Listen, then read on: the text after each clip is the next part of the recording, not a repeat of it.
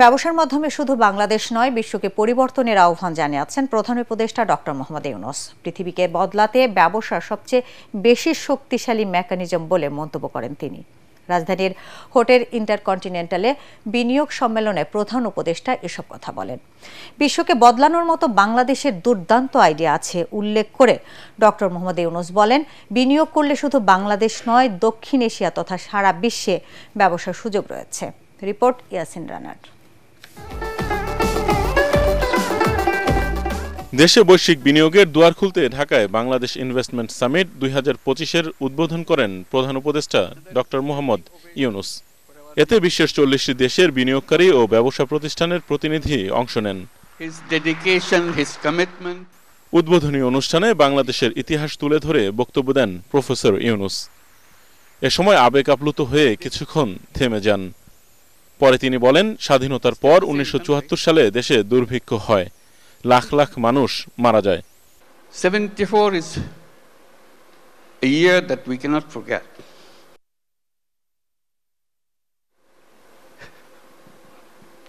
Sorry, my words.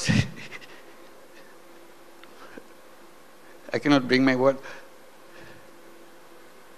People died of hunger. কৃষিপ্রধান বাংলাদেশে কোনো শিল্প প্রতিষ্ঠান ছিল না। পরে দেশের তরুণ উদ্যোক্তারা এগিয়ে আসায় ধীরে ধীরে দেশ ঘুরে দাঁড়ায়। তাই ব্যবসায় বিনিয়োগের মাধ্যমে মানুষের মুখে হাসি ফোটানোর আহ্বান জানান প্রধান উপদেষ্টা।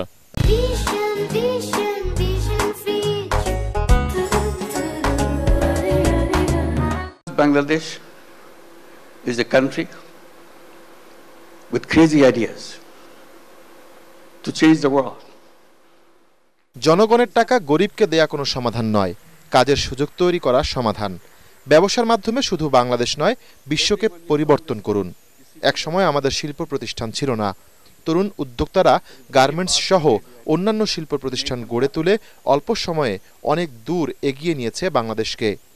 বাংলাদেশ বিনিয়োগ ও ব্যবসার জন্য অন্যতম সুন্দর একটি দেশ। বিশ্বকে পরিবর্তন করতে পারে এমন অনেক আইডিয়া রয়েছে বাংলাদেশে।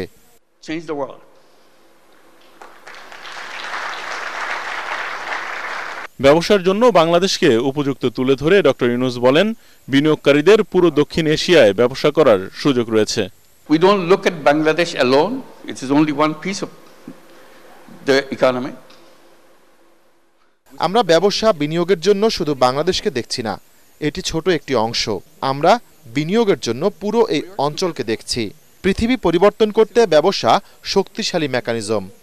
এর জন্য ছোট একটি বিষয় যুক্ত করতে হবে, তা হলো সামাজিক দায়বদ্ধতা। তাহলে নতুন একটি সভ্যতা গড়ে তুলতে পারি আমরা।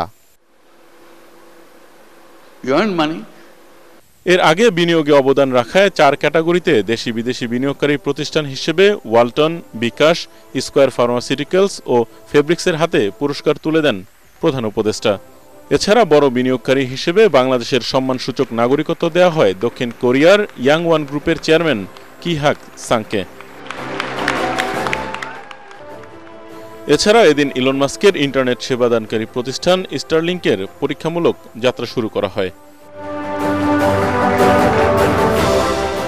ইয়াসিন রানা, এটিএন বাংলা, ঢাকা।